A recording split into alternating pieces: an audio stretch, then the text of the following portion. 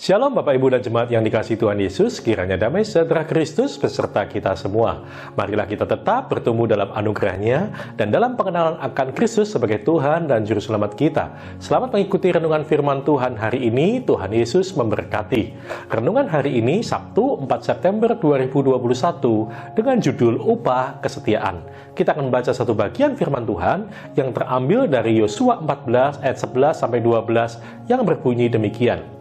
Pada waktu ini aku masih sama kuat seperti pada waktu aku disuruh Musa. Seperti kekuatanku pada waktu itu, demikianlah kekuatanku sekarang untuk berperang dan untuk keluar masuk. Oleh sebab itu, berikanlah kepadaku pegunungan yang dijanjikan Tuhan pada waktu itu. Sebab engkau sendiri mendengar pada waktu itu bahwa di sana ada orang enak dengan kota-kota yang besar dan berkubu. Mungkin Tuhan menyertai aku sehingga aku menghalau mereka seperti yang difirmankan Tuhan. Bapak, Ibu, dan saudara sekalian, banyak orang suka membangga-banggakan dan memegahkan apa yang dia miliki secara berlebihan. Entah itu tentang prestasinya, keberhasilan usahanya, keluarganya, harta kekayaannya, dan sebagainya. Firman Tuhan dengan tegas menyatakan, manusia yang sombong akan direndahkan, dan orang yang angkuh akan ditundukkan. Karena itu tidak seharusnya kita bermegah tentang diri kita sendiri. Firman Tuhan melalui Nabi Yeremia berkata, tetapi siapa yang mau bermegah, baiklah bermegah karena yang berikut, bahwa ia memahami dan mengenal aku, bahwa akulah Tuhan yang menunjukkan kasih setia. Sesungguhnya itulah yang dilakukan oleh seorang pemimpin Israel yang bernama Kaleb, seorang pemimpin yang hidup sejaman dengan Musa dan Yosua.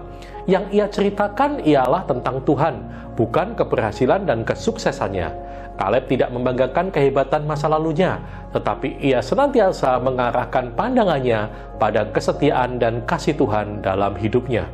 Selama 45 tahun, Kaleb mengalami pemeliharaan Tuhan. Sejak ia masih muda hingga di masa tuanya, Kaleb berkata, pada waktu ini aku masih sama kuat seperti pada waktu aku disuruh Musa. Seperti kekuatanku pada waktu itu, demikianlah kekuatanku sekarang untuk berperang dan untuk keluar masuk.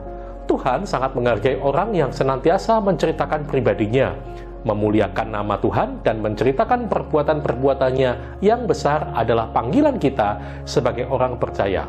Fokus hidup Kaleb mengacu pada janji Tuhan. Yosua sangat menghargai iman Kaleb, dan atas nama Tuhan, Yosua memberkati Kaleb. Ini sebagai upah dari ketekunan dan kesetiaan Kaleb, yaitu Yosua memberkati Kaleb bin Yefune, dan diberikannya lah Hebron kepadanya menjadi milik pusakanya.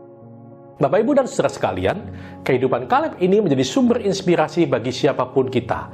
Usia bukanlah penghalang bagi seseorang untuk melayani Tuhan. Hal ini sudah ditunjukkan Kaleb. Di usia yang tidak muda lagi, ia tidak menjadi lemah, melainkan tetap semangat melayani Tuhan. Oleh karena itu, ketekunan dan kesetiaannya, Tuhan juga menyatakan kasih setianya kepada Kaleb.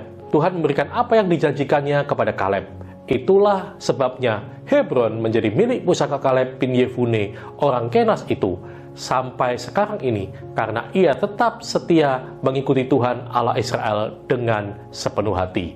Amin.